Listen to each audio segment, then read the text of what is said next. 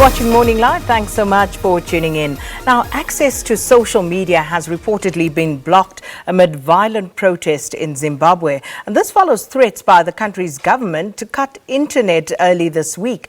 And citizens took to the streets over an announcement by President Emmerson Mnangagwa to double fuel prices at the weekend.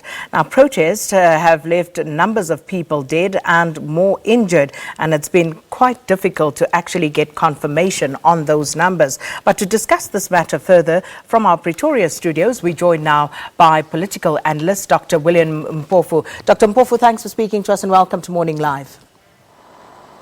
Thank you. Dr. Mpofu, first and foremost, looking at what is actually taking place in Zimbabwe at the moment, what do you make of these latest developments?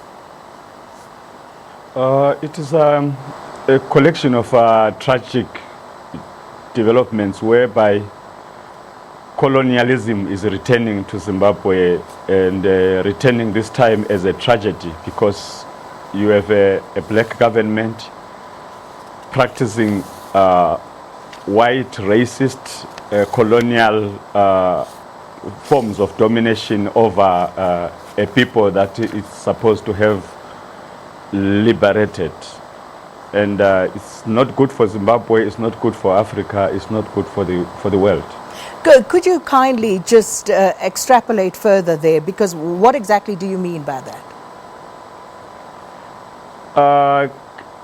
Blocking means of communication, using the military to suppress protests, gunning down unarmed civilians, and the exercise of cruelty over a population.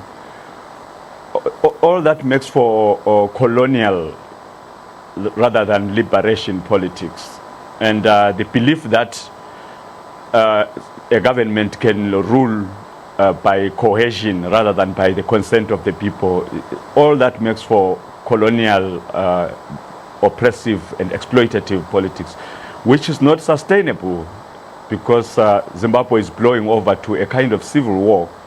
Because if you militarize the population and politicize the army, that becomes a recipe for catastrophe. And not too long ago, we had the Mutlante report being released, this following the post-election violence in Zimbabwe. And now we're hearing reports of the army once again out. There are reports that they may even be in plain clothes assaulting people. These are some of the reports and allegations that are coming through at a very difficult time, as some of the communication channels have been shut down. But what does this say about the country's human rights trajectory right now under Mnangagwa? It's a scary prospect, because you can see that important lessons are not being learned by the people that are supposed to learn them, and that tragic incidents such as that keep repeating themselves. And there's a way in which the powers that be are sort of totally insulated from this tragic picture, pretending that everything is normal and that things are getting better. But you can tell by the agitation of the population that the situation in Zimbabwe is getting worse, and Africa should wake up and the world should wake up to that growing tragedy. Interesting, Professor, Doctor, that you would say it's getting worse, because I heard some people say this week that they actually wish that Mugabe would return. Now, you know, this is something that you never thought you'd hear Zimbabweans say, and not this soon either. So what do you make of that? Yeah, it's definitely because of the fast degeneration and the collapsing polity, where people have no trust in the institutions that are supposed to be working in the country. People have no confidence in the government and the leadership that is present. And you can tell that the ordinary Zimbabweans are becoming suicidal, throwing themselves into the streets, confronting the police, confronting the army. That is a sign that something is not holding. But what is the actual problem if we try to drill down here? Is it just about the economic crisis that the country finds itself in, or is there more to politics and opposition politics in particular that is fueling the current unrest in Zimbabwe? Well, what has happened is that a political problem has degenerated to an extent that it has produced economic symptoms. What is not working in Zimbabwe is the polity.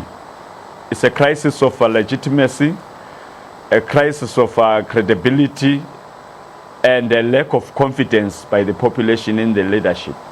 What could rescue that situation and recover the country to restore it to legitimacy is a working together between the opposition and the ruling regime to try and bring consensus and get Zimbabwe to work together to return the country to the Committee of Countries in the World.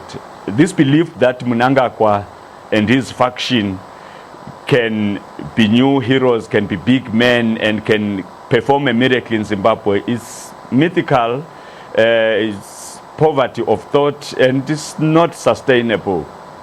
But what are the prospects of the various political parties and formations working together in Zimbabwe today? There are no prospects given the stubbornness, the denialism of the powers that be. But for the greater good of the country, for positive developments to take place, both the opposition politicians and the ruling politicians should find it in themselves that it's in the interest of Zimbabwe and of Africa to work together. The time of big heroes, singular leaders, and strong political parties belongs to the past. The world is going to be led by coalitions and alliances. I think one of the very stark contradictions that one cannot miss here is that all of this unrest is taking place at a time when President Mnangagwa is actually on a multinational overseas trip trying to drum up international investor support for Zimbabwe. So what do you make of that? Because some people are saying the president should have cut short that trip and returned to Zimbabwe. But on the other hand, he's actually there to try and garner international investment for the country. It's a paradox and a very tragic irony in that as he lacks the confidence of the people of Zimbabwe, he pretends that he can garner the confidence of the world. I think for the world to be confident in Zimbabwe and its leadership, it is the mass of the people of Zimbabwe that first need to have confidence in their country.